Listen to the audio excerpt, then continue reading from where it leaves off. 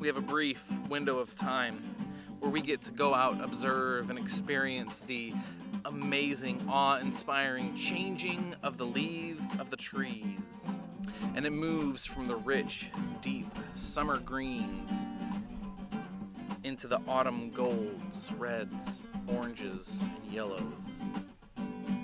And we encourage each other, oh man, you've got to get out this year and see it. You got to go out and look and see how beautiful this change is. And so we sit back and we observe and watch. And one of the things that makes this time of year so special is that the change occurs almost instantly. You have a very brief moment of time where you can watch the change occur, and then once the leaves have fallen and the change has happened, it's done and over with, and there's no going back. The same things that make the autumn season, the changing of the leaves, so enjoyable, so wonderful, are actually the very same things that make change in our own lives so terrifying. Firstly, I think we look at the concept of change, and I would much rather watch it happen. As long as I can sit back and observe the change happening, I'm good. I'd much rather watch somebody else change than go through it myself. And so we put ourselves in situations where we can observe the change happening. We encourage everybody, hey, watch this change going on in someone else's life. Or maybe we try to cultivate change and force other people to change simply so we can watch them do it instead of experiencing the change for ourselves. But I'm reminded about something a carpenter once said, that as people, our tendency is to actually look to try and take out that speck of sawdust in someone else's eye instead of removing the plank of wood in our own eye. And we find ourselves desiring to cause change in someone else, maybe simply for the fact so that we don't have to.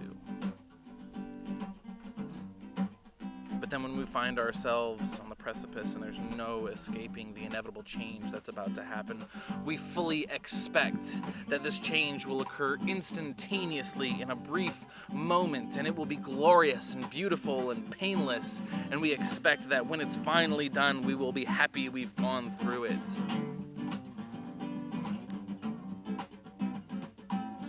And then I remember that God, when He brought the Israelite nation out of Egypt, they crossed the Red Sea. He brought them through the desert and up to the land He was going to give them. And He said, I am going to give you this land, this change of environment, this change of culture, this change of lifestyle. I'm going to give you this country. I'm going to give it all to you, but it's not going to be instantaneous.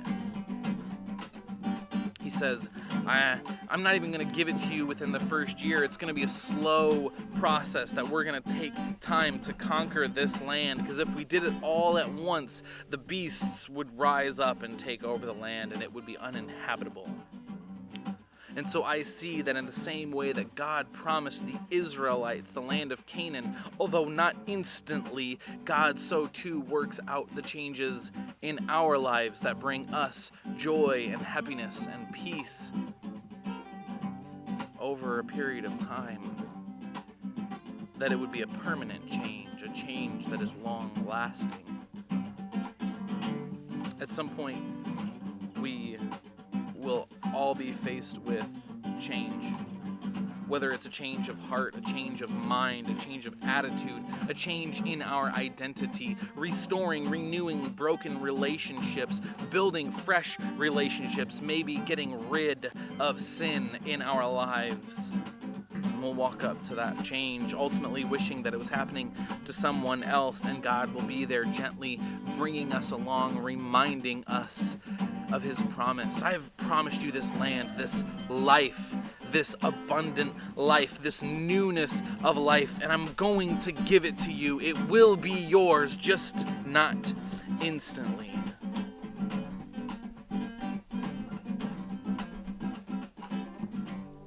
And when we can finally embrace the change that a loving, living God wants to work in us, for us,